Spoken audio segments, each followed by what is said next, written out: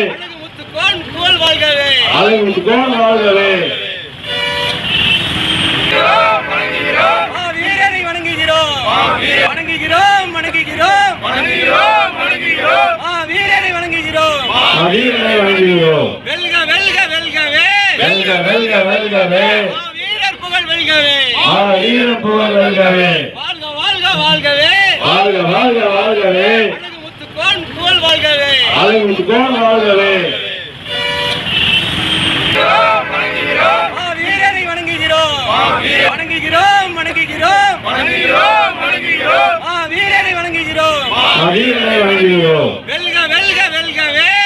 வெல்க வெல்கவே வீரர் புகழ் வெல்கவே வீரர் புகழ் வெல்கவே வாழ்க வாழ்க வாழ்கவே வாழ்க வாழ்க வாழ்கவே அழகுமுத்துக்கோன் புகழ் வாழ்கவே அழகுமுத்துக்கோன் வாழ்கவே